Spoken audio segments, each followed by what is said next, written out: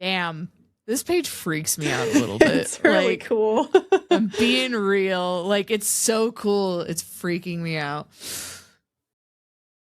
Hello, fellow geeks, and welcome to part 2 of our Tangled Blessings playthrough. As I just said, we're playing Tangled Blessings, and in case you missed the first episode, you should go back and listen/watch that so you can know what the heck is going on for this one. Tangled Blessings is a solo journaling RPG, or alternatively, a duet RPG, which is how Katie and I are playing it. Published by Mothwin Productions, written by Cassi Mothwin. And you will also see our visual aid here. We are using a tarot deck, which you use as a play aid for this particular game. We are playing on Tabletop Simulator, and we're using the Ghost Tarot deck, created by David Corsi and published by Llewellyn Publications. So thank you so much to all of those creators for your wonderful creativity that we now get to benefit from and have fun with. That said, I'll do a very, very truncated recap just to refresh everyone's memories. I'm playing Marcus, aka Pizza Boy, as Katie has decided to call him, Katie/Evie.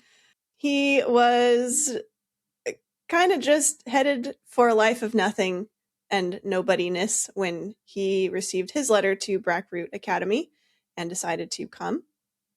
And now he has proved a bit of a savant at runic enchantments. So he's gotten a little taste of how it feels to be someone special, and he is enjoying it. So that is Marcus, and he's in the House of Panthers. There are houses in this game as well. And also in the House of Panthers is my rival and fellow player character here, Evie. Katie, remind us who Evie is. Evie, aka Sing Girl, because that's what we've called her, was still an artistic type who got her letter through an AOL message, because of course she did. And she is in this academy too, doing her thing. She's more of a savant at the continuous flow, coming up with things. Definitely different than Marcus, has more found her place and is definitely judging Pizza Boy. Yes, very much so. I forgot, Marcus. I'm glad you said that about Evie's thing about the flow, because I forgot we kind of picked our specialties, and I remembered Marcus's is just knowing the exact right amount of things. He kind of cooks by feel, bakes by feel, is good at guessing, how many beans are in this jar. He just a gut instinct for numbers and measurements, and I think things like that. Perhaps that helped contribute to his runic enchantment of that magical water bottle. Anyway, that makes sense to me. We are now on year 2 of this game, of our academic journey, and year 2 goes with the suit of cups for the tarot deck. So we have arranged those cards out on our little virtual table. Katie, we want to read the little flavored text for year 2? Ah, yes. Year 2, cups. Things took a darker turn as you entered your second year.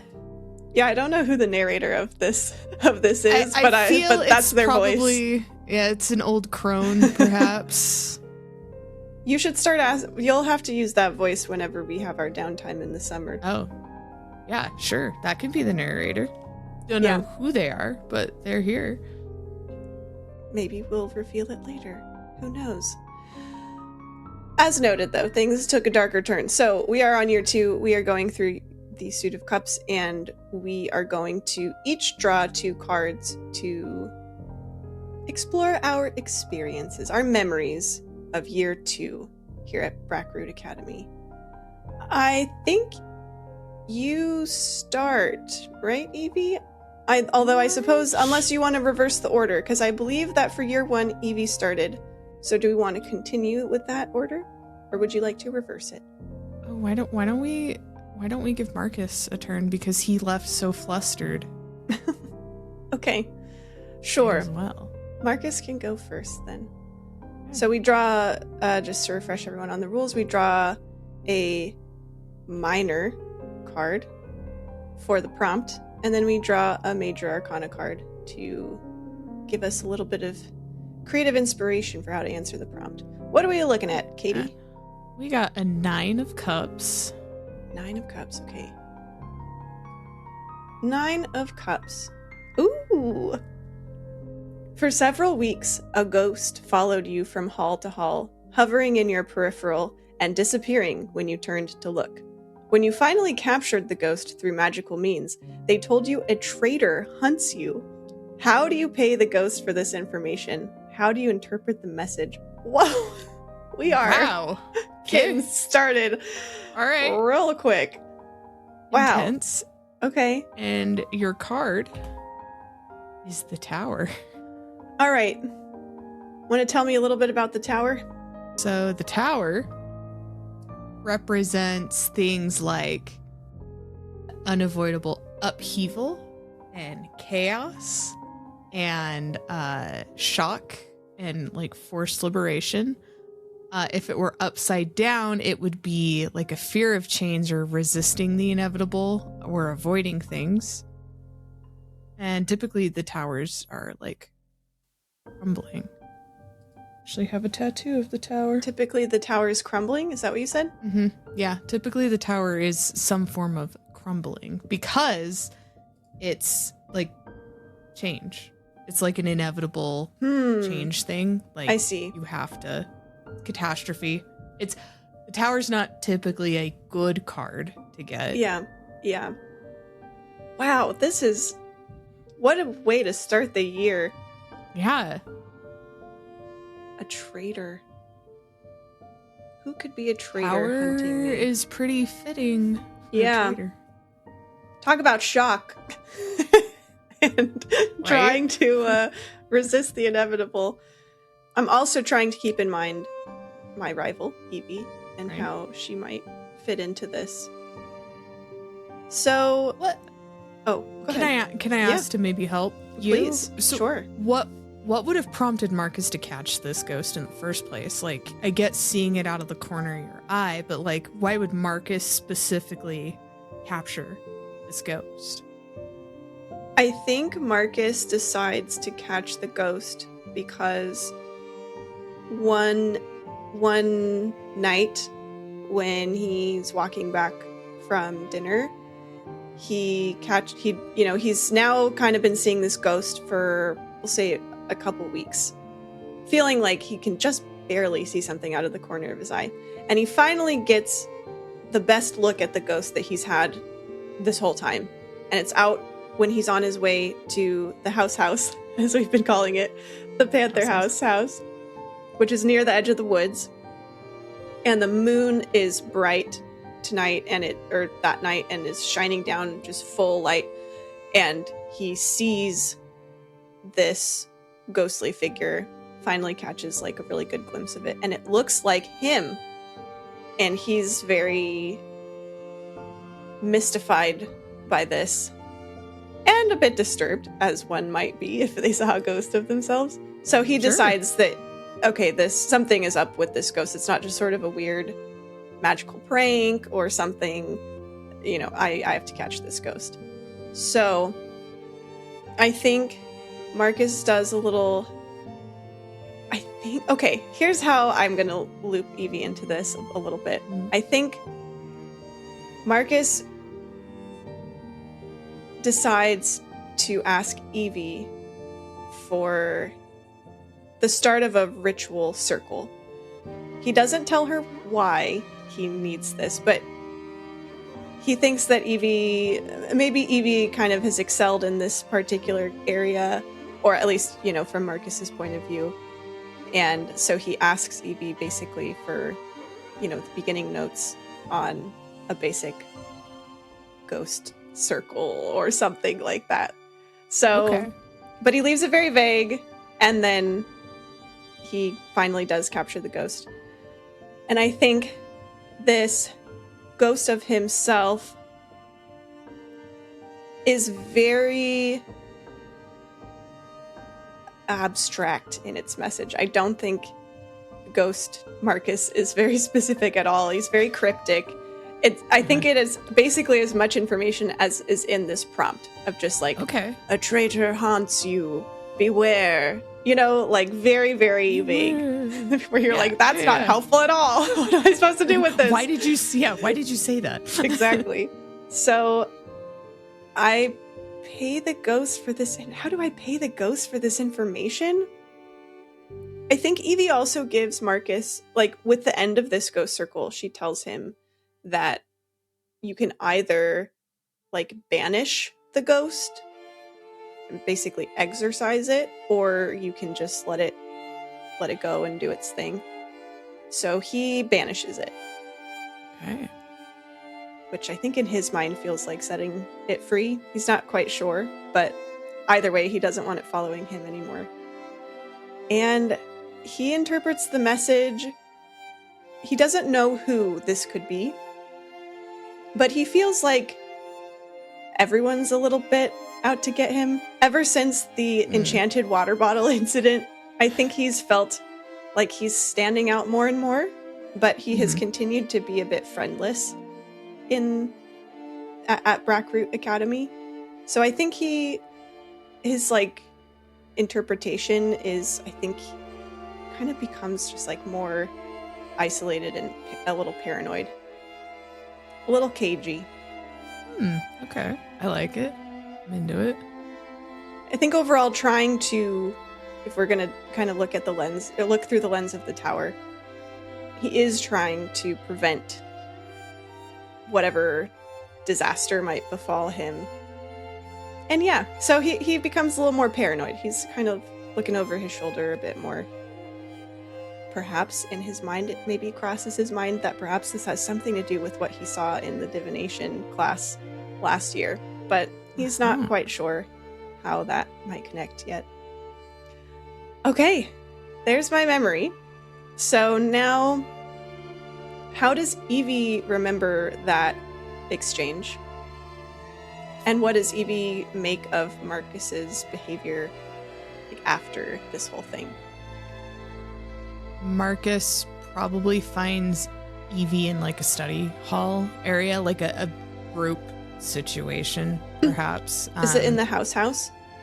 Do we have like a house study room? Okay. Yeah, like a study common room in the house. She's sitting there. She's probably working on drawings, just like mindless sketching and stuff. And she remembers Marcus being hesitant because they haven't particularly talked much after the I think we hardcore avoided each other all summer. And so Evie's first thought is like, why?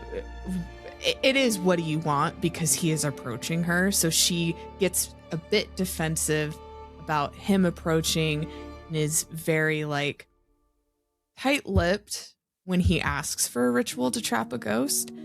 And she gives him like the bare necessities of it all and not in song form. So she gives him just straightforward bullet point list. This is what you need. It's kind of cold too. She's like, what are you doing? And it's a little distrustful on top of that. So she gives him the very least amount of things that she can. And then she kind of just goes on, but she watches Marcus a little bit more after that, because your rival comes up to you and just casually in her mind asks for a ghost binding ritual. Who does that? So she keeps an eye on him. I wouldn't say she puts like a ton of time into following him, but she's definitely more aware of him when he is in her vicinity. If that makes sense. So after this ritual, I think she tries to approach him and ask how it went, just for her own curiosity. Is he kind of avoidy? Yeah, he definitely makes up a lie about how it was just for an extra assignment, and he kind of scoffs at you for thinking it was like a real ritual. Okay. She takes some offense to that, and she absolutely tells Claremont about this whole thing. Is this jackass over here? And she doesn't, I don't think she thinks much of his behavior changing because they were already cold to begin with. So this is like a more of a cementing in her mind of, okay, cool, we're far apart now, and that's how it's just going to stay. So, okay, fine. Then, like, I think a week later, you get just a single note under your door that just says, thanks. Signed, M. She just, yeah, sure. He Kind of tosses it. She doesn't throw it away. Yeah. She doesn't throw it away, but she, like, tosses it under her bed. And I feel like it's a note that kind of just crops up where it feels. Even if she tries to get rid of it, it just keeps pops up. Popping up. I love that. Okay. Evie's turn. I'm a little afraid. You're starting off with ghosts. I know. Yikes. Oh, I should note this down. I drew the 9. Is that what it was? 9 of Cups. Okay. Yeah. And put the tower back in before you draw your major arcana. Get back in there, tower. Yeah, back in there and shuffle 800 times. The 2. 2? 2. Okay. All right. Most of the woods surrounding the academy are off limits due to the dangerous mystical beasts attracted to the speaking gem. You visited the woods your second year during the night with several other students. Third years swore it would be safe, but it wasn't. Which creatures tried to eat your magic? Which spell did you cast to protect yourself? What did the visit cost you? How were you punished? Wow. Okay. Let's see what major arcana cards. A lot to unpack there. The moon. Aha. These are so funny. So the moon is like mystery, illusion, intuition. It is a card that if you're faced with fear or uncertain situations, this card comes up. It also symbolizes, when it's upright, emotional instability, secrets. If it's upside down, it's releasing fear, uncovering secrets, anxiety, misinterpretation of intuition. This is fitting too, since our house is right next to the woods. Right. Seems like a thing that the Panthers would do. The moon card can symbolize your imagination is taking the best of you. In the dark of night, you are taking a path that you are unsure of. Oh, cool. Right? Creature. I'm just trying to think of woodland creatures that would be... That would eat your magic? Yeah. I mean, you could make up whatever you want. It could be like some kind of fae. More ghosts. More ghosts. Ghosts are everywhere. This just year 2, year of the ghosts. I'm thinking like a shapeshifter potentially. Oh, spooky. So, I went with other students. This prompt feels like it was not sanctioned. Like an unsanctioned how were activity. You punished? You were punished at the end, Yeah. so I assume, yeah. Well, yeah. And the woods are off limits. Okay. So I think Claremont is there. Of course, naturally. And I think 2 or 3 other students that kind of fit in that posse. They're Let's a bit name nameless. We gotta name them. Okay. Is one of them gonna be a third year? Because the third years, it says the third years swore it was safe. So swore it would be safe. They don't have to have come, but do you want to make a third year? Why not? We'll have a third year in there. All right. About Marlowe. Okay. Marlowe's the third year. Let's say Marlowe's he, him. Okay.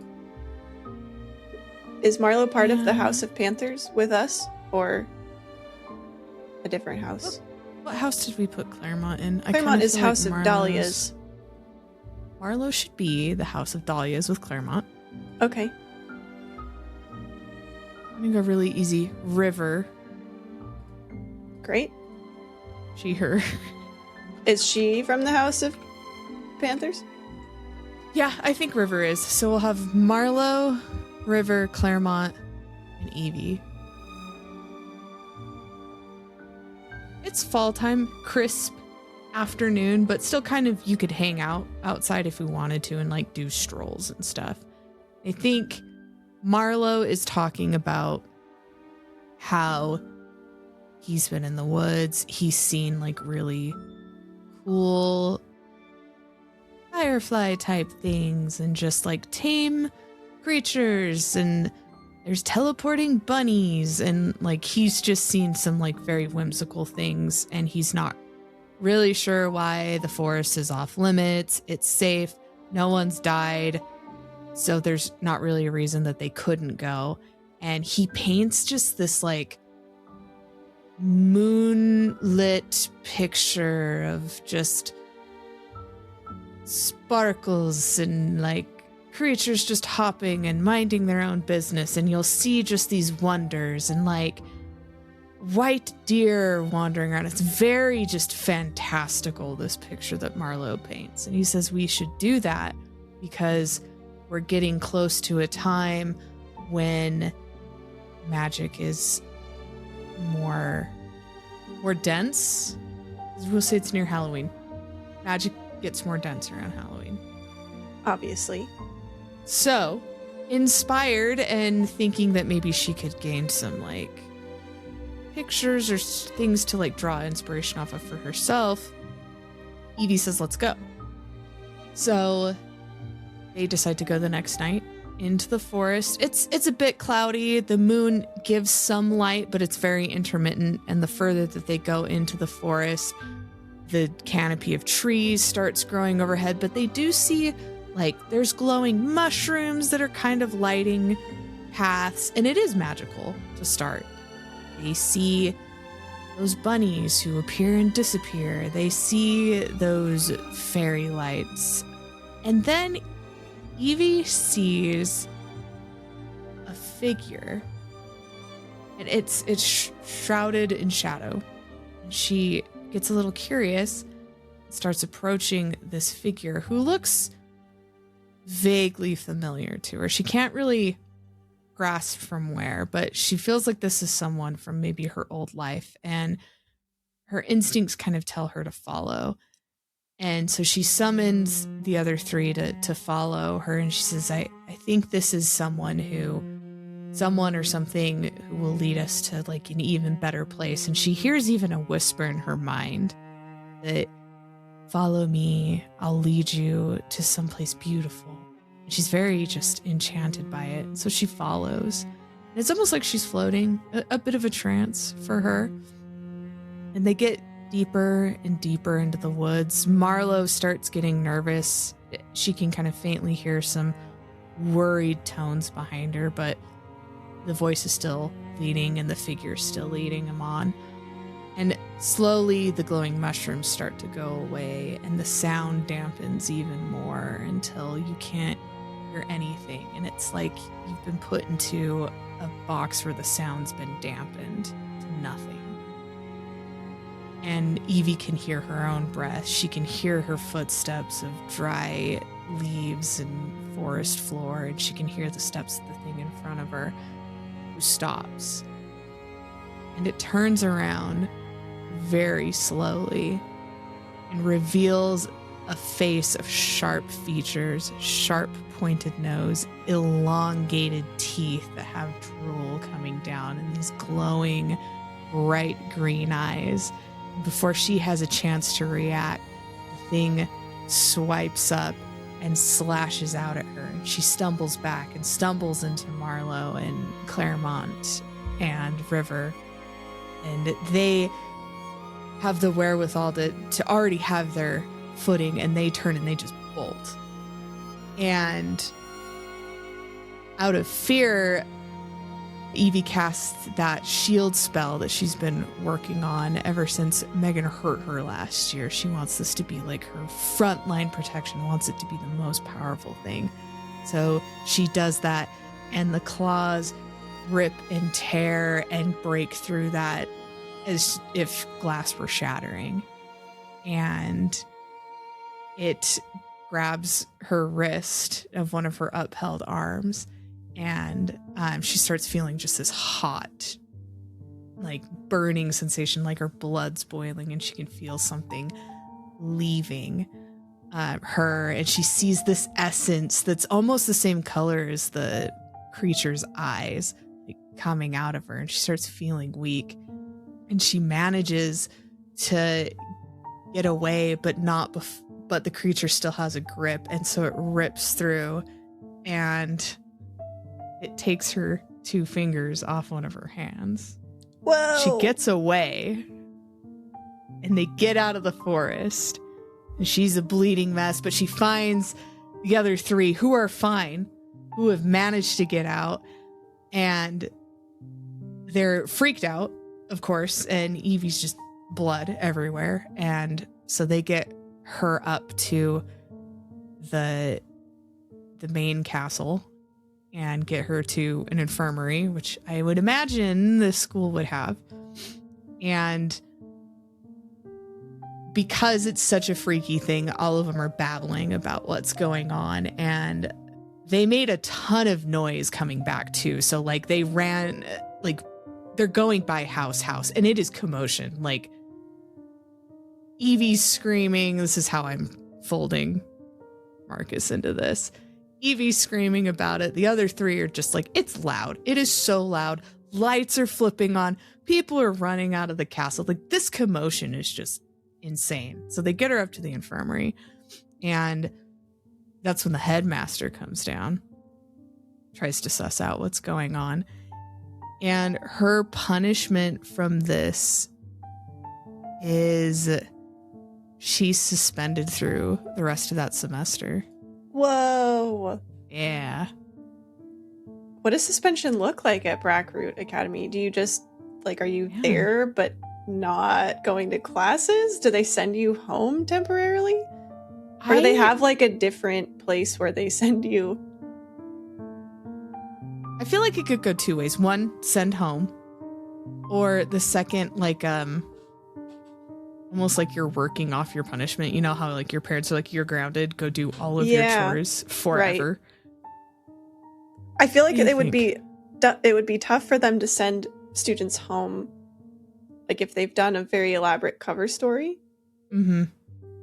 And you're missing fingers. So I could see the headmaster like not wanting to have to that's like too much paperwork to explain all of that. Mm-hmm. So yeah, maybe it's sort of a not community service, but you know, working off your punishment kind of thing for the rest of the semester. Yeah, that's what it is. So she has to work off her punishment. It's scut work. That's all it is. It's awful. It is awful. So it cost her not only 2 of her fingers, but the education for the rest of that semester. Wow. No. So now she's behind. Dang. Headmaster Elvis does not mess around. Yeah. Jeez. And she tries to like beg for some mercy out of this, but I don't know, maybe that's where Marcus comes in. I don't know how, from Marcus's perspective, I guess, how did this go? Yeah, you know what? Here's my question, actually. Would Marcus have begged for any kind of clemency for Evie, knowing that this has happened? So I think what Marcus remembers of this incident is he heard Marlo talking about, like, bragging about this trip, this plan before they carried it through. Probably earlier the day that it happened. Like earlier that day, Marlo was bragging about no, it wasn't Marlo. I think it was River was bragging about it in the house common area. Mm-hmm. And Marcus was curious when he heard that you, Evie, were going. And so he just asked River a little bit about it. And she was so proud of like she thought it was so cool that she then was kind of like, oh, sorry, you know, you have to be invited on this trip by Marlowe. And so Marcus learned that Marlowe was basically like the instigator of this. Mhm. And I think that, at least from Marcus's perspective, he had noticed that Evie had been spending more and more time with Marlowe, like where Marlowe had kind of been hanging around with their group more. And Marcus would never ever admit to this or describe it this way, but he didn't really like Marlowe for that. He didn't really like how much Marlowe was hanging around with Evie and their group. Ooh. So yeah, he kind of dismissed this whole thing as dumb, thought it was a stupid idea, and told River that, but of course she was so pumped to go and didn't care what Marcus's opinion was. But then when he heard about everything that happened, he was really mad at Marlowe because Evie almost got even more hurt than she did, and, you know, had this whole punishment. So I think one day when Marcus was coming early to, we'll say, like Rune's class, because that's kind of the Professor Ulori he's sort of bonded with a little bit. She was discussing with the headmaster this situation, and he overheard a bit of the discussion, suggesting that they expel Evie completely. And kind of like, well, maybe she doesn't even have her magic anymore, and what is she even doing here, and like that kind of thing. And Marcus jumped in and fully threw Marlowe under the bus and like pinned the whole thing on him, and tried to, explain that it wasn't Evie's fault or idea, and that Marlowe was to blame. I think Marlowe, gosh, I kind of want him expelled, but I think that... Sure, yeah. But I kind of want him to show back up, too, at the same time. So maybe Marlowe gets suspended for a whole year, and he's sent home. Okay. Like, for the I year. like that. Mm-hmm. So, like, a more severe suspension. Just in case we want Marlowe to show back up again, For this, yeah. That's how like Marcus that. remembers that whole thing. I like that.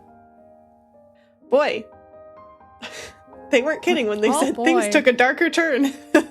Ew. First year was all fun and games, and now we're getting haunted by ghosts and eaten by shapeshifters. Eaten by shapeshifters. We gotta heighten the stakes. Yeah. This I is really dark academia, not just fun times academia. This is not fun times academia. I like Marcus throwing Marlowe under the bus so much. Marcus continues to not have any friends. So excuse just me, stay on headmaster? that trajectory. Am I becoming Snape? Is that what's happening right now? Oh no. Oh no. I don't think Snape I think I'm a Lily, bit but different. Better. But yeah. No, you this is very funny. I don't think Marcus Snape would ever have been a pizza boy. I can't see it. I'm sorry. I think you're correct. Okay. What's next for Marcus? All right, brace yourself. Next for Marcus, that would be a night. Okay. Fewer and fewer students attended classes. Soon it was revealed they were missing from campus. It took weeks, but finally they were all discovered standing in a clearing in the woods, unblinking and silent. A large pillar floated before them, but as soon as a student was forcibly removed from the crowd, the pillar collapsed.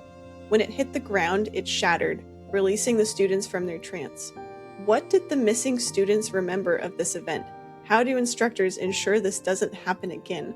What the heck? Okay, well, the prompt kind of leaves it open if you want your character to be one of the missing students, or to have just like observed this. Oh man. Yeah, you could totally take it either direction. Let me get you your Major Arcana. Maybe that'll Oh yes, help. yeah. Gotta get that one. Let us see. It's 21. I think I've had that one. Is that the world? I think it is. Remind me what that one means. So, the world, and the rules also do allow for redrawing if the feel isn't right. Upright is to encounter great unity and wholeness. It symbolizes the moment when the inner and outer world, self and other, become a single entity. Reversed, you are drawing near to something that marks the end of a journey or an era. You may have many accomplishments that have lined your path, but there is a strange emptiness that fills you when you look backward upon it, as if you have all the pieces but they're not coming together. Or it could be a redraw. No, I think I like this because it's kind of leading me to a hive mind type experience. Oh, okay. Sort of a great unity, with this pillar. Mm-hmm. I don't think Marcus was one of these students. I don't think he went missing. I do think, if it's okay with you, I do think Evie went missing. Okay. I think Evie was the last student to go missing before the students were found. And since this is my memory, Marcus will take the lead here. So more and more students go missing. People start to notice, but no, and it's a little spooky. And then, even more go missing, and then it's very concerning, and people are like, they enforce a curfew, and professors are kind of start up like a patrol shift and are just trying to find out what's happening. But the students who go missing just never seem to leave a trail or a suggestion of where they went. Marcus thinks all of this is weird. Actually, he does get pretty stressed out. He thinks that perhaps this might have something to do with what the ghost warned him about. Like maybe this has something to do with the traitor, whom he still has not identified, but he is always on the lookout for. So he's kind of waiting, like he might be next, and he further and further like curls into his paranoia and isolation, and basically gets to a point where he like just doesn't leave his room like ever. Mm-hmm. But finally Evie goes missing. He decides that he's done being afraid of whatever this traitor is out to get him. And so he goes searching for the students himself. Maybe you can help me fill in this detail. What clue did Evie leave behind, either on purpose or on accident, that led Marcus to this pillar in the woods? I guess I'll leave that open. You can think about that. But something led Marcus to finally find them in the woods, and Evie and everyone was standing in a circle. We'll say, for the sake of filling in names here, that River and Claremont were both there, and so a few others. And Marcus finally, when he found them all, as noted, there was like a big giant pillar kind of floating. It didn't look corporeal fully. It looked like it was more made of pure magical energy.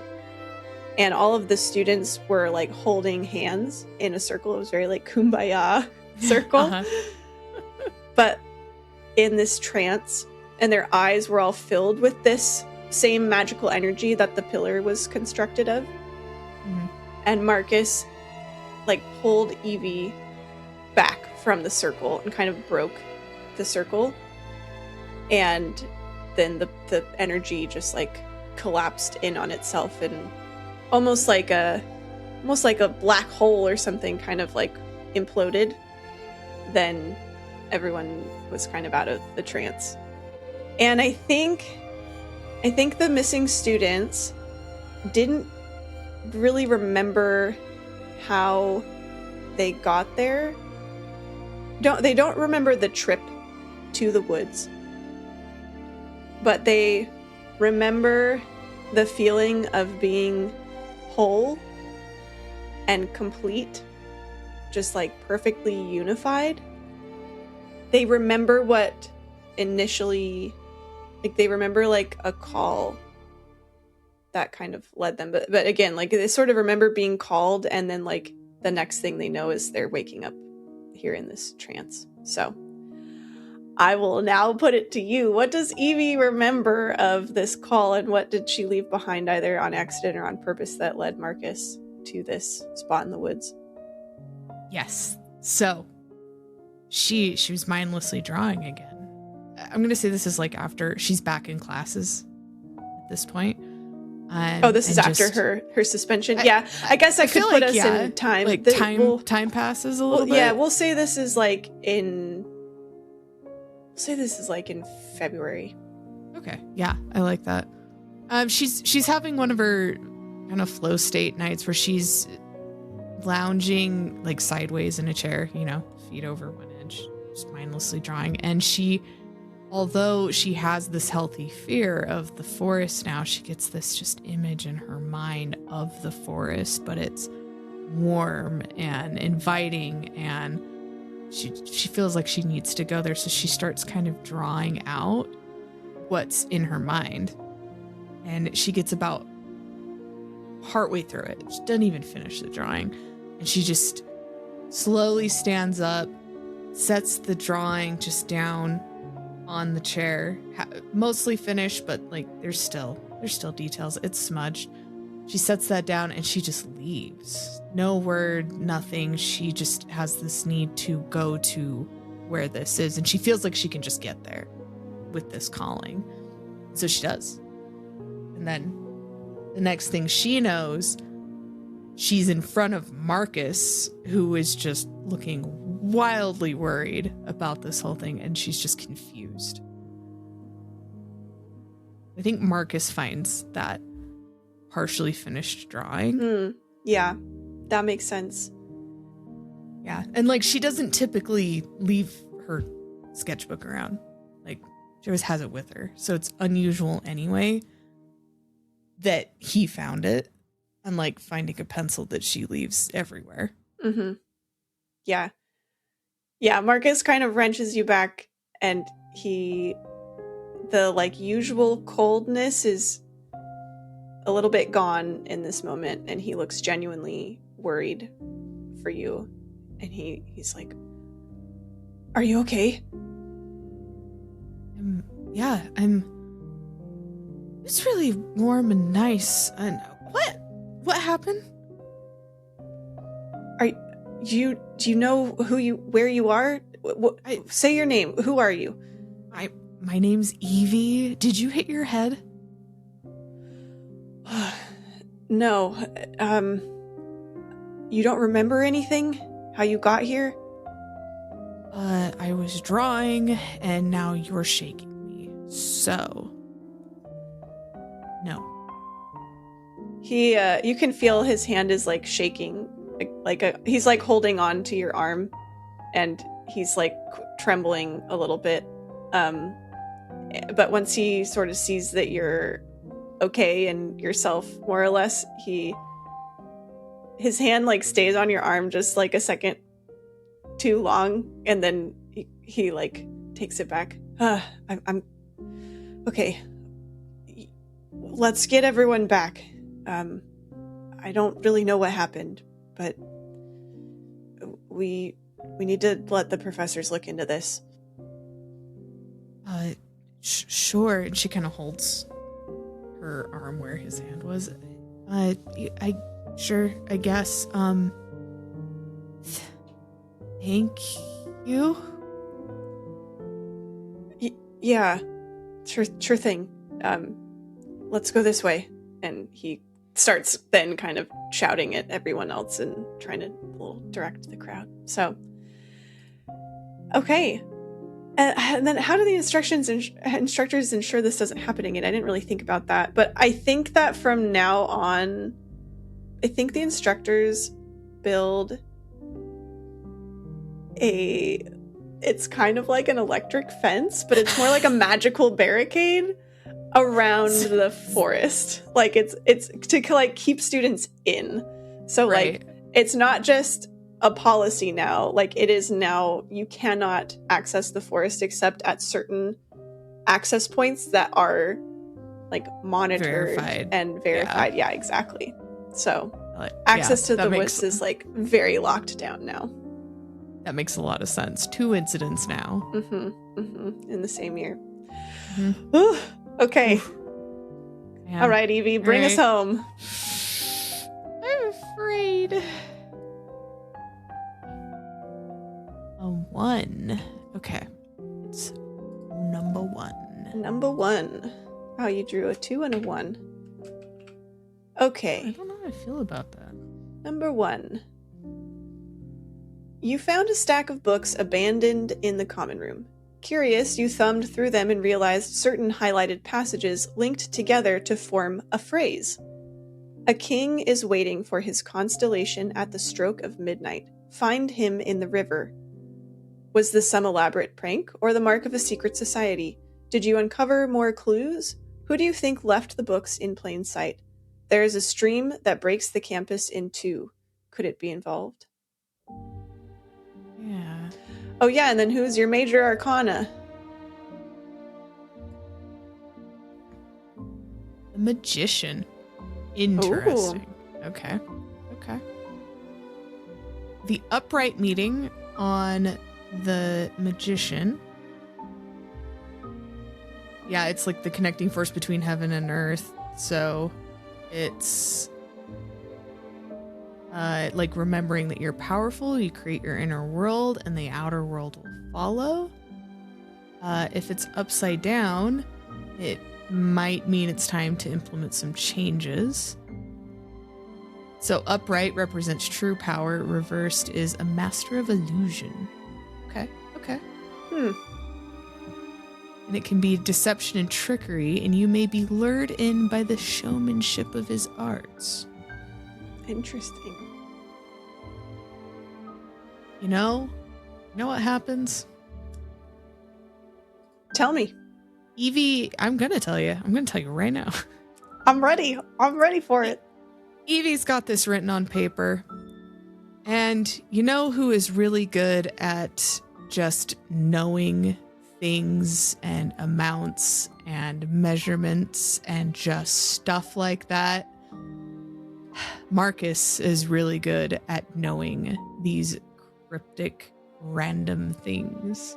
Just like lucky guessing the answer. Yeah, like lucky guessing. And she's like, okay. So Marcus comes to mind for this. So she takes these books and these passages, and she's absolutely kind of destroyed property doing this. So it looks like a collage and maybe a little ransom notey. It's fine. She takes this over and she finds Marcus and she presents this to him along with a map of the school. And it's a little like awkward at first trying to do this in a way that doesn't sound like, hey, I'm using you, except I'm kind of using you. So she sets it all down and she says, I found this in these books, and it's a phrase and a king, and there's constellations, and you get really good at guessing things sometimes, so you're kind of the person who came to mind. Would you want to help me see if this is something? You want me to go with you? Yeah? Well, I mean, I've got a lot of homework. I'll have to see if I can, but I can probably make some time. I mean, if you can't, that's fine. She's like gathers everything back No, up. I think I can. I can. Yeah, you know what? And he kind of like glances at his notebook or planner or whatever, and just Yeah, I don't really need to. Yeah, it's fine. I can do it. When? Tonight? Right now? Or later? Whenever you want is fine. I have a midnight's fine, and she looks visibly bothered by going out at night. We should probably follow. I'm gonna do more research, and we'll meet up, and then we could see if this is just some kind of prank. Okay, bye. And she just leaves. But do you find more clues, or what does Evie uncover? I think Evie uncovers that this is, tell me if it's okay to take this turn, that it really is an elaborate prank that is perhaps set up by her bestie, whom she thought was her bestie. Oh, this is like a mean-spirited prank? Yeah, like this is mean. Because now Evie's been involved in 2 incidents where one's been at night. That's true. Weird disappearances, and now she's finding this, and it's just come across her. So I think she finds more clues that validate that there is maybe a creature that's in the river or something in the river that perhaps would give more powers or some kind of lesson or something like that, and maybe makes her a little bit hopeful but still more on the nervous side to go do this. But then she brings all of that back, and it's midnight. She goes and meets up with Marcus to go see if this is actually a real thing. At the river? Yeah, at the river. Okay. She finds an incantation that she explains to Marcus once they're there, that she thinks that this needs to be read out loud and that something will happen. And from all of these other clues, she thinks that it's a good thing. And mind you, there's shrubbery and stuff along the river's edge. And so she reads the incantation, and up out of the bushes pops Claremont, and he just shoves her in the river. Oh. What? Does Claremont, do they do anything to Marcus? Shoves her in the river. Claremont looks at Marcus. Well, guess you should save your girlfriend kind of moment. And then Marcus just leaves. And then says something about how that's for Marlowe. Whoa. Whoa. This got personal. It got personal. Okay. Marcus decks Claremont. Marcus just fully punches Claremont, and they start fighting. Claremont goes down, and Marcus just tackles them, and they're scrapping in the bushes while Evie Marcus does not help Evie. She can swim. Just pulling herself She'll out be fine. of it. Yeah. But I mean, I think Marcus punched Claremont, kind of saw that Evie had surfaced, flustered, but not fine. Dying or anything, and then continues. He's more aggressive than what the situation calls for. Okay. I think, the way Evie reacts to that is just a stop it right now, and she tries to pull Marcus off and tries to brush it off, even though she's, mad. Tries to play it off as you're being too aggressive. Stop. Obviously, this was a joke. And I fell for it. Tries to, for some reason, still side with Claremont. She's hiding that she's hurt by the whole thing, but also Marcus is wailing on Claremont, and that needs to stop. Yeah, Evie kind of pulls them apart, and Marcus is breathing heavy, and he's got a little bit of a bloody nose. But Claremont looks way, way worse than Marcus. They've got their nose is broken, we'll say. Mm-hmm. Marcus broke their nose, and they definitely look much more beat. Marcus looks at you as you're trying to kind of defend Claremont a little bit, Mm-hmm. and he looks pretty disgusted with the whole thing. He like spits at Claremont. He says, "You filthy traitor," and walks away. I think Marcus is now very sensitive to betrayal and things like I think that. that makes sense. Yeah. So, but Marcus stalks off into the night, back to the house. I love that. Claremont has turned on their bestie. Claremont has turned a little bit on their bestie, but their bestie is still trying to justify it. Typical. No, I'm just kidding. Typical Claremont. Okay. But yeah. That was year 2. Wow. What a year. Wow. Yeah. What a year. We really ramped up this year. Man. And now it is downtime. And do you remember your narrator voice, Katie? Would you mind reading the downtime prompt for us? I do. Okay. You had strange dreams during the last month of the school year. They became clearer as time wore on, and you realized it was the speaking gem calling to you. One night, you couldn't resist it any longer and felt compelled to visit the speaking gem after midnight.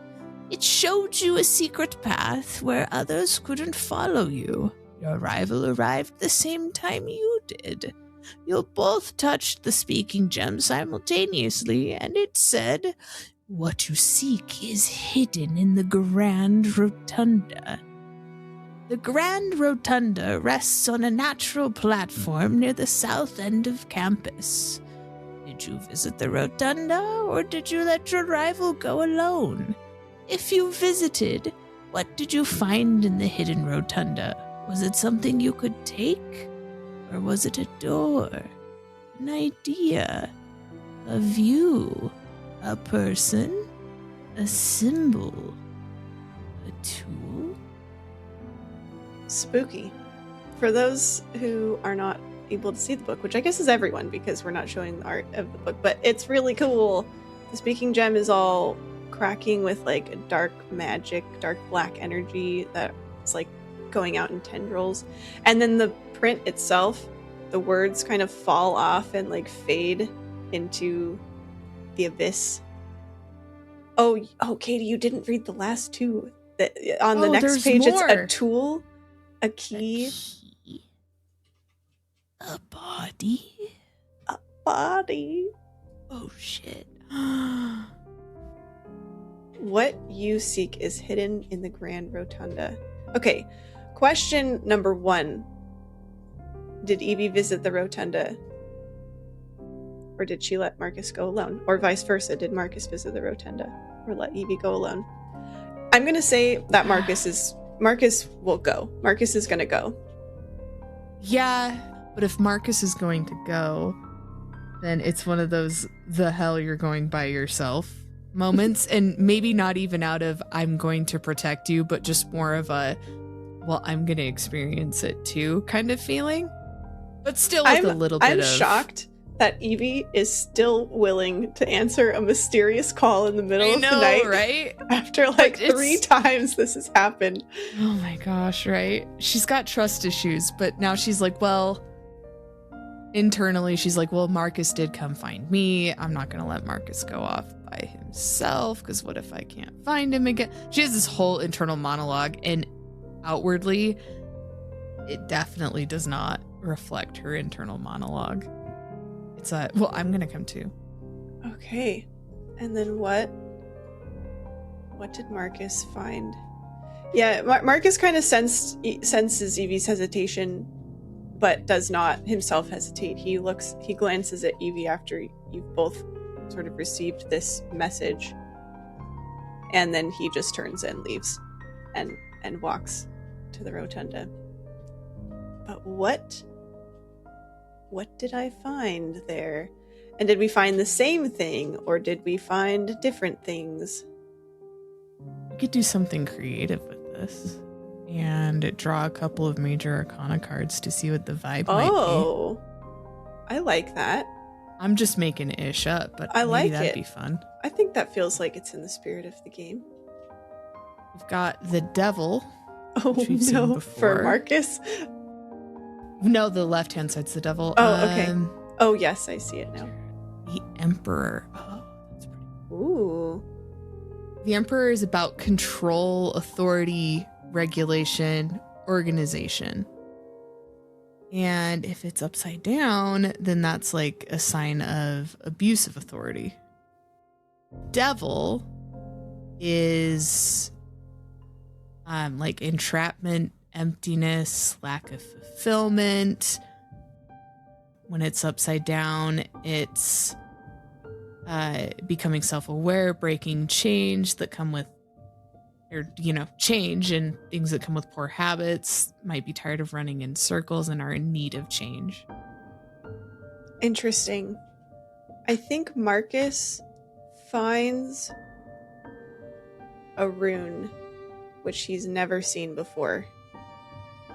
Sort of with his gift of just intuiting.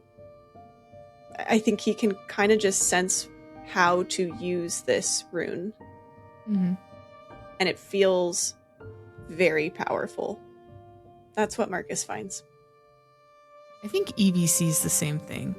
In that, because Marcus took the initiative, it feels like maybe the speaking gem, what's the word? Gave Marcus Marcus his answer. Right. Because that was the initiative taken and Evie kind of followed. So I think Evie sees the same thing. She has no idea what this is and feels super uneasy about it. So she asks Marcus if he knows. Marcus is entranced by this, kind of ignores Evie's question for a moment and reaches out and touches it. And then the rune just disappears from the rotunda as if it was never there, even though it looked magically, carved into the rotunda. Mm-hmm. And Marcus flinches. Then he looks at Evie. We can't tell anyone about this. What was that? I don't totally know yet. And Marcus is sort of looking at his hand and kind of flexing his arm as if it's tingling or something. But it was from the speaking gem. Well, yeah, it was from the speaking gem. So? Listen. Not everything around here is gifts, Marcus. Holds up her hand. Case in point. Well, maybe if you're strong enough to seize them, then they are. Huh. She gets cold immediately and leaves. All right. There's That's your two. Your two. Damn, Marcus, if you're strong enough. Listen, Evie was too scared to answer the call. That's not Marcus's problem. It's true. On to year 3. Okay, so here we go into year 3. Pentacles. And I think we will start with Evie for this year. Let's see what Evie pulls. That is going to be 7. You heard a crashing sound in the common room and discovered a housemate had broken the full-length mirror. Oh, come on, man. Party foul. Glass shards littered the room. The housemate screamed. I saw a creature made of smoke inside it. You and others cleaned the mess, but the student who broke the mirror became sick. Starting with their hands, their bodies slowly turned the color of ash. They were eventually quarantined, with faculty overseeing their care. What was the student like when they returned? Did you believe their story about the creature? Did you do anything to protect yourself? All right, things are continuing on a positive trajectory, I see. Yep, I think this is great.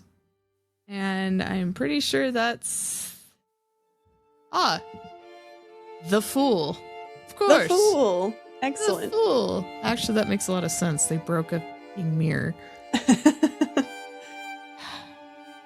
Okay, the Fool is a blank slate, symbol of innocence. Journey will shape his character yet. So it means new beginnings, where you're usually filled with optimism and freedom. The reversed thing is the more of the traditional definition of a fool, disregarding repercussions of your actions, carelessness, you don't realize the danger of the position you find yourself in. So, Okay. this student. It is your prompt, so take this or leave this.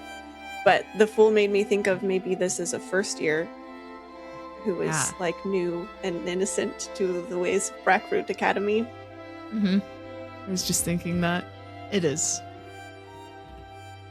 We gotta name him, Katie, your favorite thing. Gotta name him. Their name is Quinn. They are a first year. Are they in our house since they shattered the mirror? Or Yeah, really they're in okay. our house. Because it's in the common room. Mm-hmm. I think Marcus obviously witnessed this and was probably helpful with the cleanup of class. He knew exactly how many shards it broke into. Of course he did.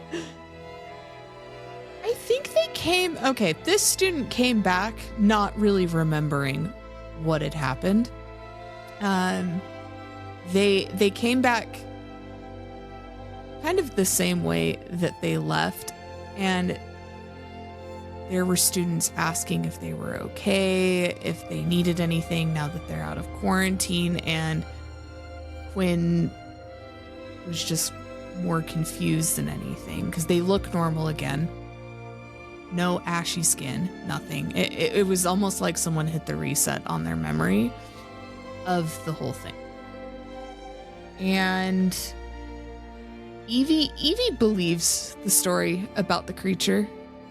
I think that she thinks back to kind of the final part of her second year where she and Marcus were in the rotunda. Marcus touched a rune. There was speaking, and there's no reason that this thing, like this creature, it doesn't exist and hides in like reflections or things like that. So she believes the student, and she develops an interesting aversion to anything reflective.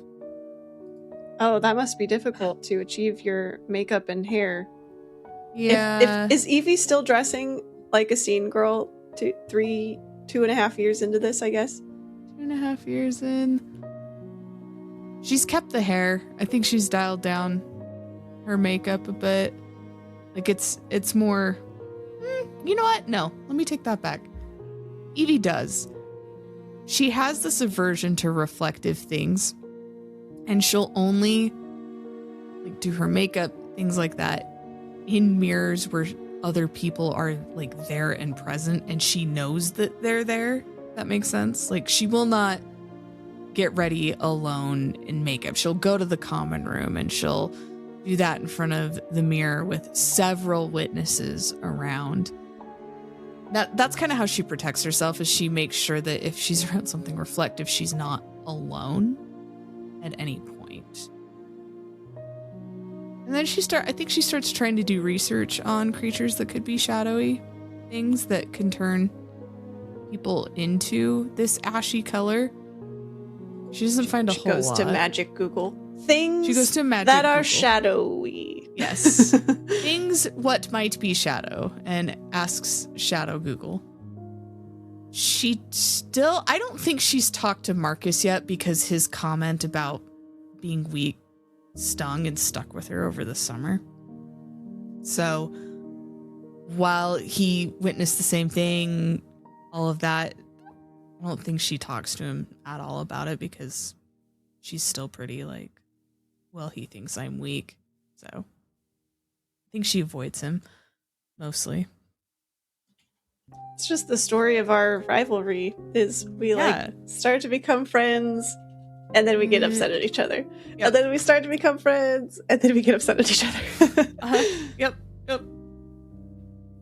Very fitting.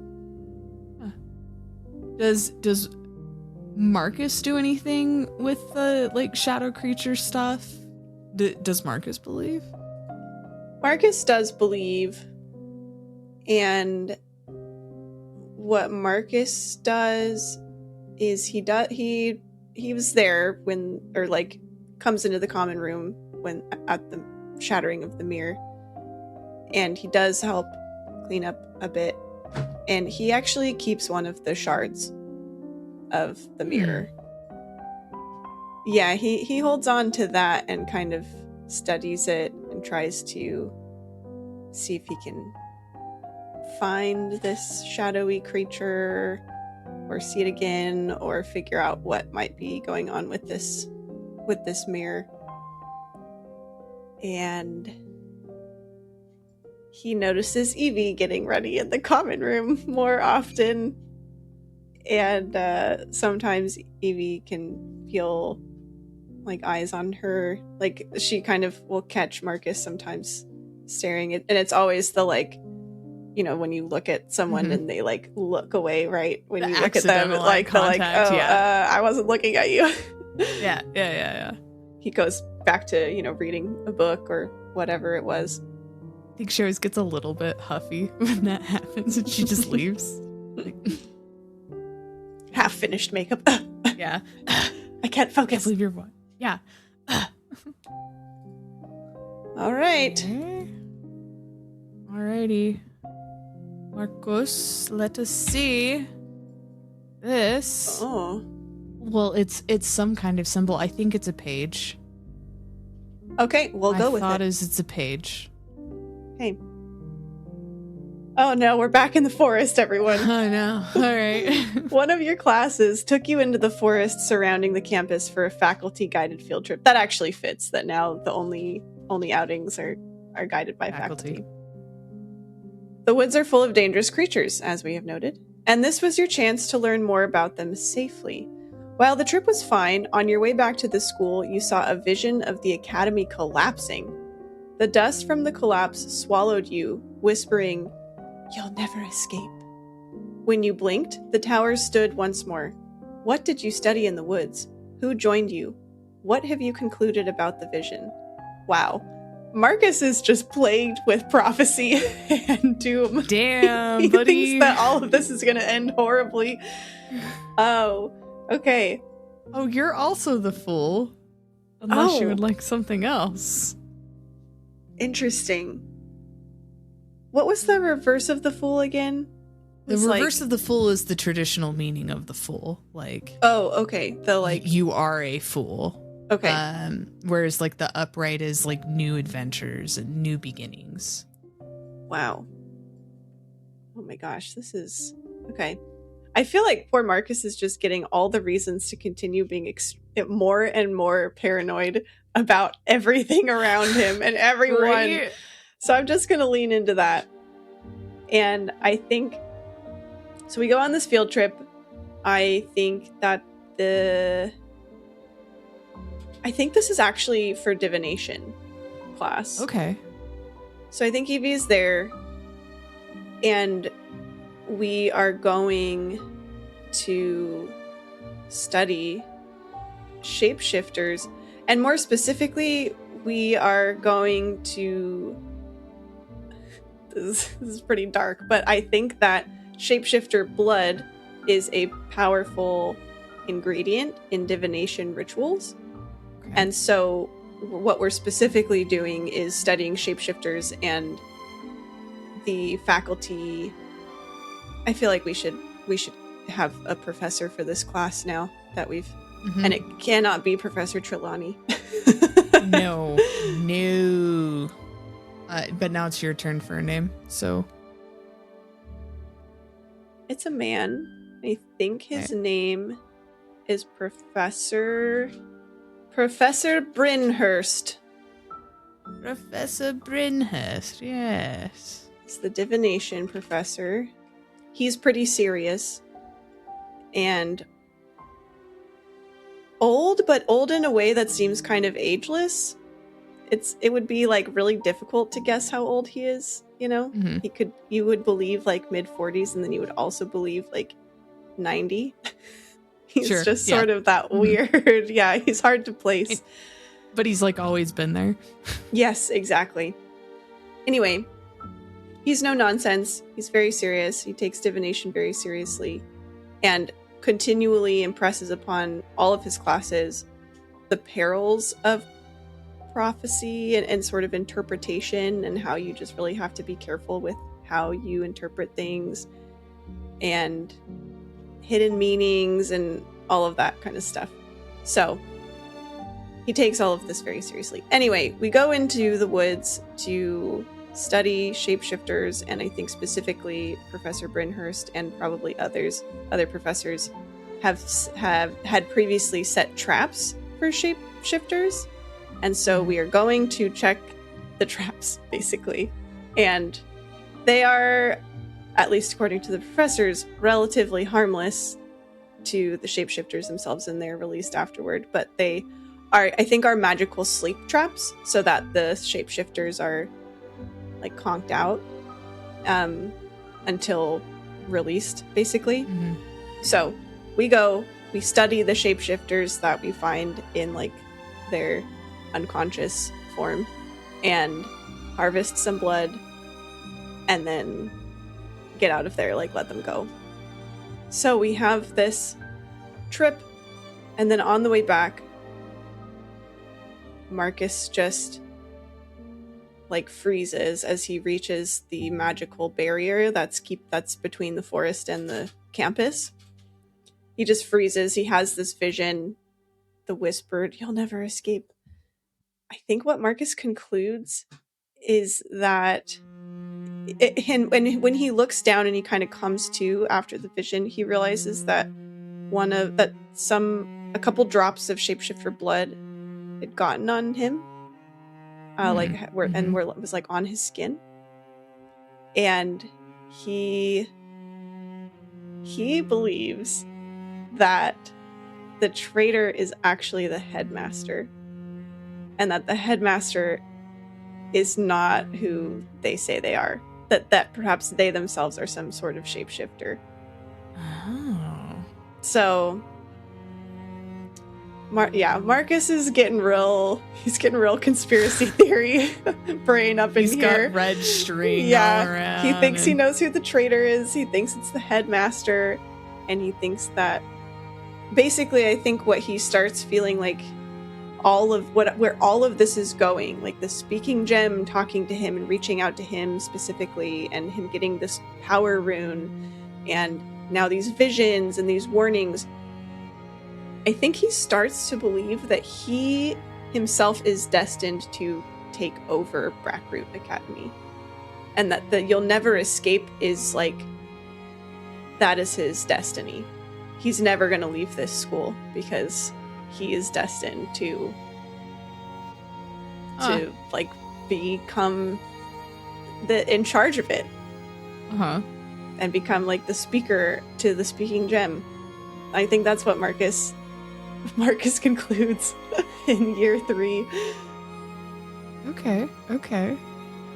Oh no, I'm afraid of Marcus. Yeah, I'm a little too. He's not. We'll see where this goes. Uh-huh. How did Evie feel about the trip?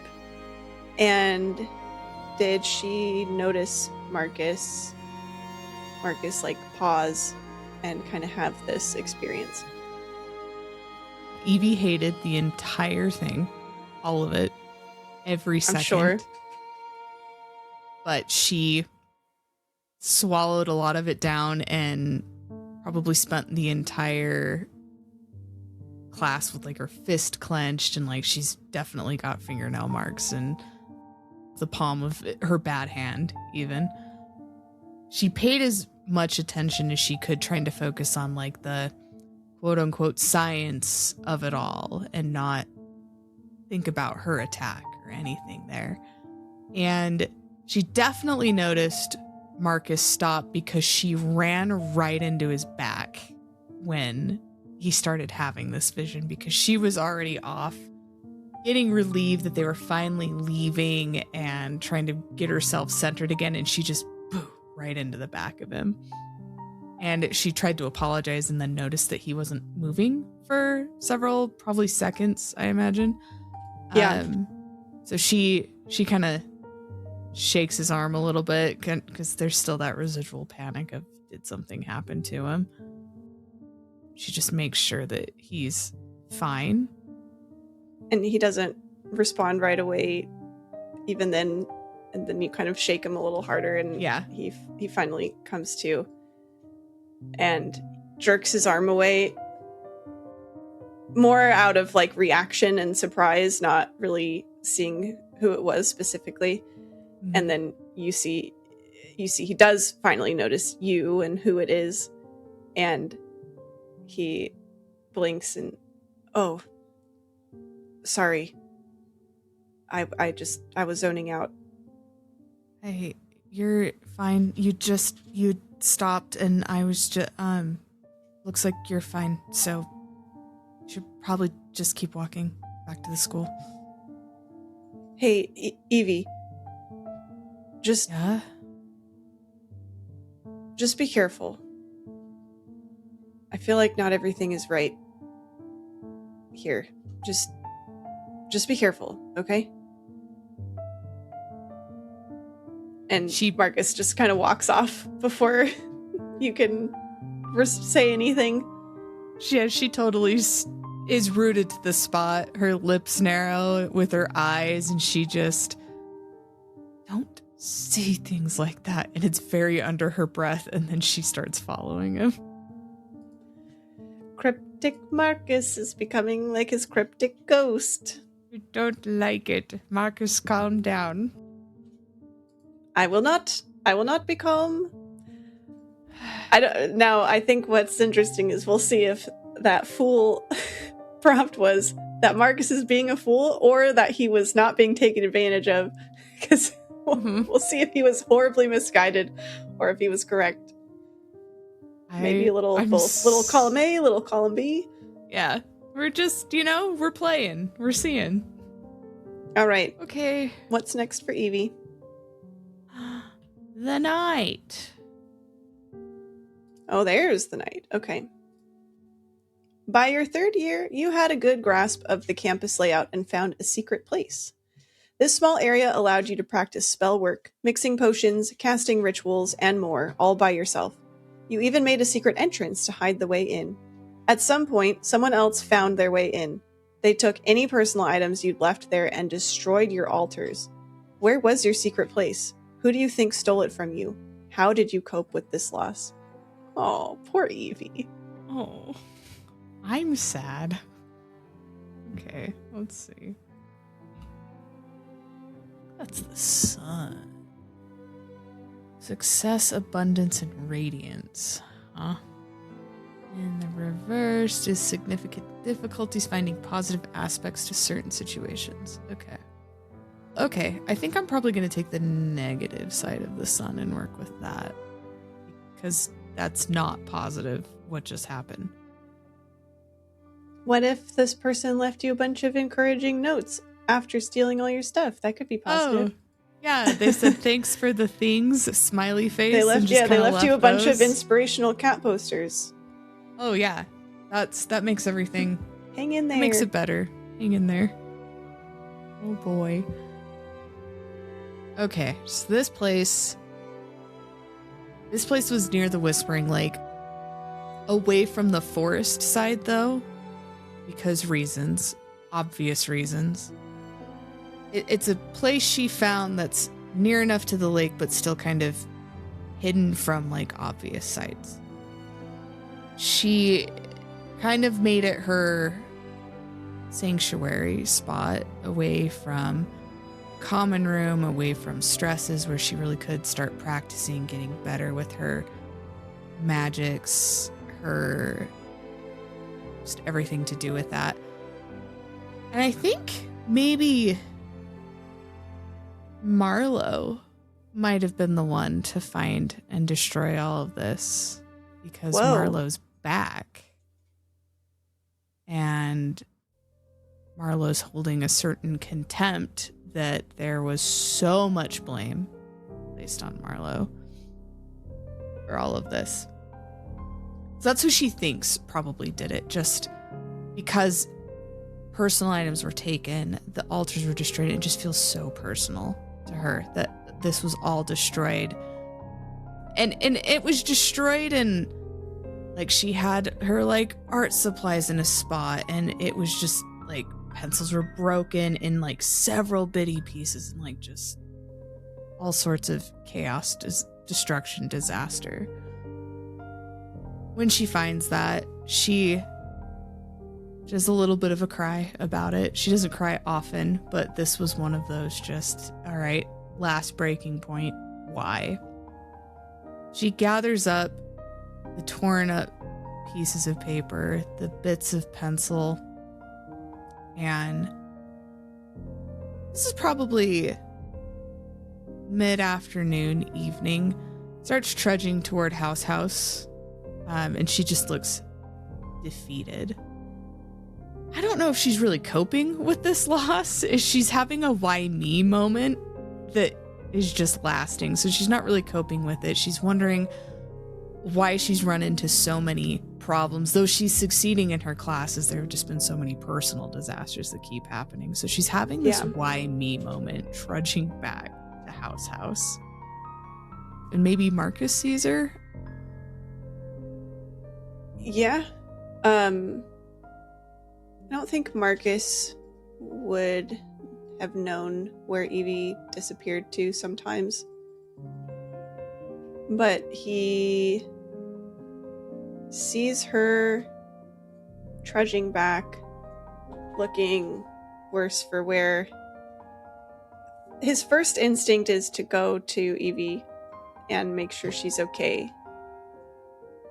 But then he kind of feels the tingling in his arm where he absorbed the rune, and he hears this voice that just says, "She's weak. Leave her alone." And so he does the terrible thing where you see someone and then you pretend not to see them, you know, and he turns away and goes in another direction as Evie goes back to House. Oof. Sad. That's sad. Sorry. Sorry. No, you're not. Oof. Man, I like it. Marlo and Claremont really have turned on Evie here. Yeah, like damn. I think also I guess it's worth pointing out that Marlo would be in our year now because he was held back a year because he was suspended for a year. So like he would have come back and basically repeated third year with all of us. So he's now like in our same class. I think that just like adds to the venom. Yeah. I feel like Claremont and Marlo get together, or at least Claremont seems to have like an unhealthy crush on Marlo. Yeah, we're on the same page. I was like, those two are together somehow. They just are. Yeah. Yeah. They're together, and yeah, it's all falling. Like, Evie's really third year here. Should she even stay? Oh. What poor the hell? Evie. Okay, last memory for Marcus, year 3. We got a 9. A 9. While exploring the grounds, something made you angry. So angry that arcane energy erupted from your skin and tore every leaf from a nearby tree to shreds. The tree remains bare to this day. What caused you to lose your temper? Did anyone get hurt? How do you keep your powers in check now? What rumors were caused by this event? Man, this is so perfect with the rune and stuff. Yeah. All right. Wow. Yeah, what's the major? The wheel. Oh. A wheel of fortune. good times and the bad times. It's the circle of life is what the Wheel of Fortune is. You have good moments, you have bad moments. And when it's reversed, it means that luck's not been on your side and misfortunes have just been following you. Okay. I think that this is pretty soon after the secret place incident for Evie. I think Marcus does eventually hear at least just like vague rumors of kind of what happened, or like I think what the story is just like a bunch of Evie's stuff was stolen. So I don't necessarily think it was like, oh, you know, from the secret place or whatever, but just somebody stole a bunch of Evie's stuff, and that's like the extent of what he had heard. So I think while exploring the grounds, okay, this is near House. He wakes up early, like earlier than most of the house this one particular morning. Mostly because he can't sleep because of the voice that keeps talking to him. It's just sort of like angry whispers. It's not really any coherent words or sentences right now. So he just sort of feels like he's already simmering when he wakes up, and he decides to just go on a walk to just sort of walk it off and see if he can get the voice to shut up. And he walks outside, and on like the lawn of House, or just right outside, all of Evie's stolen stuff is scattered. And it's like half destroyed, and there's a bunch of her stuff and like her sketchbooks, but they're all like written in, you know, like vandalized, and it's like, yeah, liar, you know, like it's just like all these awful things about Evie. And Marcus is confused at first. He just doesn't, it looks like a bunch of garbage. And so he thinks that like, was there some like weird party last night, you know what? And then he starts to piece together what this is. And he gets really pissed. and he's like reading all this stuff and seeing everything.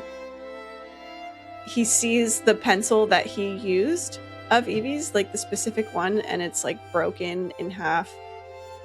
His breathing, his heart rate picks up and his breathing gets fast, and he just clenches his fist, like the Arthur meme. He clenches his fist. Yes. And a surge of magic just like erupts out of him, goes centers around this one tree, and it just shreds the tree. And he hears a yelp of pain coming from, like, collapsed from behind the tree is Claremont. And Marlowe is there and shouts, and he's like, "What the hell did you do? What the hell did you just do?" And starts freaking out and kind of like drags Claremont off to the infirmary, and all this causes a big racket. You know, the surge of magic like hit House and kind of like didn't hurt anyone else, but just like an earthquake and this big burst of magic, and then of course Marlowe shouting and everything. And so everyone is sort of awake to this now, and the rumors caused by this, I think people say that Marcus attacked Claremont with dark magic, and that I think that maybe there is a kind of maybe you can help me come up with like a term for it, but I think that maybe in this world of Brackroot Academy and in like sort of the magic world, there are a handful of rare cases where basically someone's magic is too dangerous and like too unchecked, that they are actually it's too dangerous to train them, And so they are ultimately ejected from the school because to like continue training them would be irresponsible and dangerous. And yeah, kind of like if we train it, they'll lose like more control over that. Like they can't, they won't be able to keep that reign on their exactly. magic. Like something about the gem is just like it's unstable with them. Yeah. Like their magic is unstable. So I think they're like when those students are identified, it's very rare, but it has happened. I think they are essentially like stripped of their magic and then ejected from the school. Mm-hmm. So I think rumors start that Marcus is this kind of mage, that he's unstable and should be kicked out, basically. What about someone who's fractured? I like that. Someone who's fractured. So the rumors that plays start into the gem theme. Yeah, exactly. Yeah. That like they're like a fractured gem. They can't like contain the energy properly. Yeah. So yeah, I think rumors start that Marcus is fractured and he should be kicked out, basically. Okay. I guess what did Evie think when she first woke up to this like magical vibration, and then did she see, what did she make of her stuff scattered across the lawn? She definitely, I mean, she woke up to shaking. She's going to go down and see what all the commotion is about, right? So I think she does that, and she doesn't notice like the state of her room, really. Like it's one of those spring out of bed, go see what's going on. So when she gets down there and sees like the shouting, I think she notices that first. She notices the shouting, Marlowe's dragging Claremont off, and it's all directed at Marcus. I think at this point has stopped interacting with Claremont. I mean, she knows what's happening. They're bullying her. Yeah, they're bullying her at this point, and Evie's quickly lost friends, and she used to be so popular, so it's a weird thing for her. So now she can only talk to Megan, and Megan kind of sucks. Megan, just kidding. Megan kind of no. Megan's better. She apologized at least. So she sees that, and then her eyes kind of wander to a couple of scattered things that are familiar to her. And then she realizes that her stuff's all over the lawn too. So she rolls her shoulders back, fights like the burn of tears in her eyes, and goes and starts picking her things up, trying to be dignified. And when she hears the rumors about Marcus, I think she tries to counteract some of them in a, you can't just say someone's fractured. It's okay for someone to get mad. Have you seen what Marlowe and Claire, she tries to turn it a bit back on Marlowe and Claremont and start a rumor there that they're nothing but destructive thieves, and they'll do anything to make their own name for themselves, even going so far as to accuse someone of something so serious that it would get them and their magic removed. So she tries to spin it back. I don't know if it's very successful, but that she like tries a counter rumor. It's funny that we are rivals, but then we've also now created these other rivals. Yeah, like secondary rivals. Yeah. We got no friends around here. Okay. That is spicy year 3. That is spicy year 3. Which leaves us to the downtime of year 3. And I think our hag narrator can come back. We have some more floaty words. The picture on this page is a spiral staircase going down, down, down into the abyss. The year closed out with the alumni-hosted Masquerade Ball, a 6-hour formal event celebrating the achievements of Brackroot's graduates. It was your chance to network, party, and fully embrace the magical world that could await you. Who did you attend the ball with? Who did you dance with? Who was escorted out? Who did you bury to get here? And who was found murdered in the hall? Who did you hurt? Damn. This page freaks me out a little bit. It's really like, cool. I'm being real. Like, it's so cool. It's freaking me out. It starts so innocent too. Who did you attend the ball with? And then we end with, who did you hurt? Who was found murdered in the hall? Who did you bury? Excuse me? Yikes. Yikes. Okay. We've both become such social outcasts at this point. Right. Unless you think Evie has salvaged any, like, some relationships at all. Like, we have, like, River, or I guess Megan, but I think those are or Quinn, the little first year. I don't know. I think Evie's tried to, like, Mm-hmm. stop being so sad. I think there's some point where she's like, we've got to, like, figure this out because sad Gotta girl pull times. yourself together. Yeah, sad girl times cannot be. You're cooler than that. I think Marcus thinks for a long time, this is of course, internal to him, but he thinks for a long time about asking Evie. And really, that's who he would most want to go with. But kind of leading up to the ball and toward the end of this year 3, I think that the rumor mill about Marcus has sort of settled into 2 camps, basically, where there are the people who very much believe, like, okay, Marcus is fractured, like, he's dangerous, stay away from him.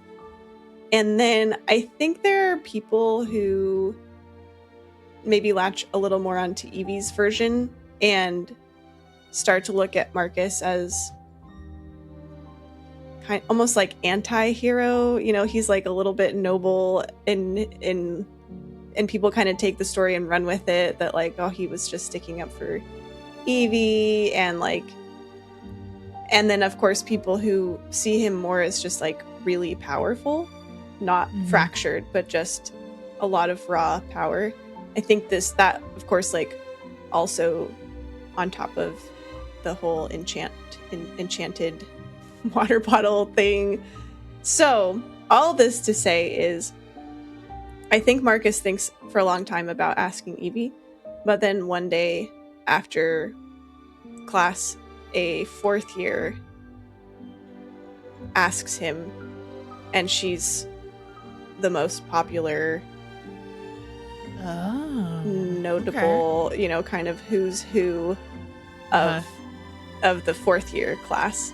She's the Regina George of the 4th year, isn't she? Yeah, I don't think she's like totally mean girl energy, but I think she is. It's like, from her, Marcus doesn't necessarily take it this way, but the narrator will know that, like, this is very much a power play on her behalf, like on her end. She's like, oh, this guy, this is like, he's like the next big deal. This is a networking event, with alumni, like, in addition to a ball. So like, this is also like, you need to make connections. This is like how you're going to get ahead. She's going to graduate. So, she kind of wants that in her back pocket, basically.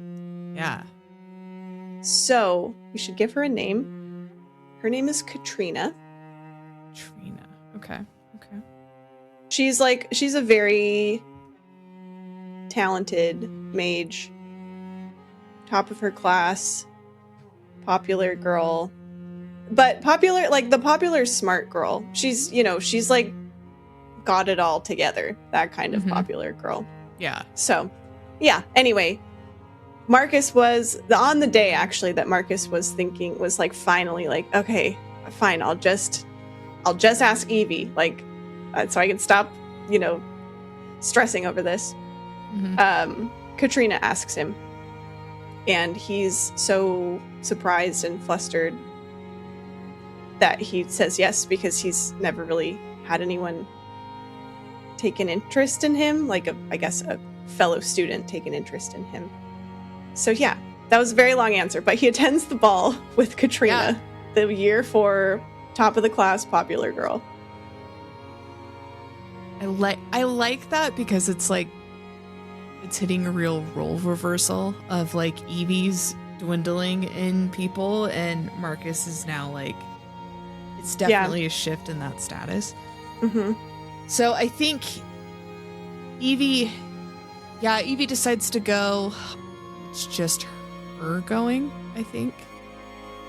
I think what she does is she like tells Quinn about it if they'd like to go. It's their first year. They can kind of see what it's all about. But I think also internally for her, because she'd been working so hard to like stop this rumor mill thing and all of this, that maybe she could ask Marcus too, and then they could just go.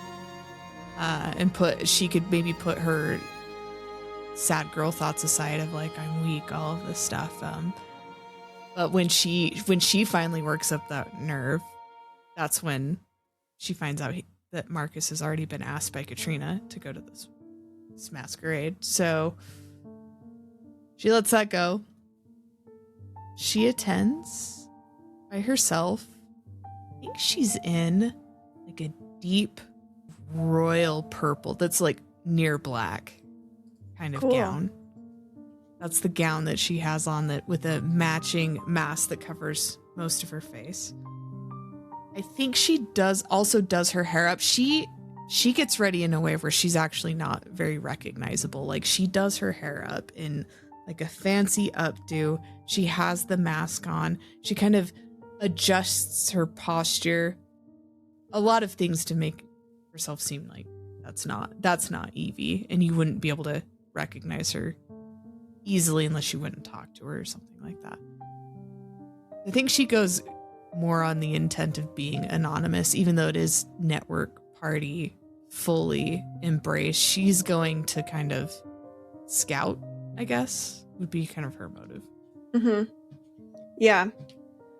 Marcus wears like a dark maroon suit, or I guess tux, and matching mask. His is just like an eye mask. Mm-hmm. He matches Katrina, of course, as you do. And they do kind of go around the dance together for a while, but I think at some point Katrina ultimately sets him aside a little bit. He starts to feel like a bit out of place with her, I think. And so at some point in the night, he sees Evie and kind of does a double take because he's like, who is that? Then realizes eventually that it's Evie. He notices her hand, and that's pretty unmistakable. And he asks her to dance. Yeah, she'll dance with him. And while we're dancing, it feels like time kind of slows down.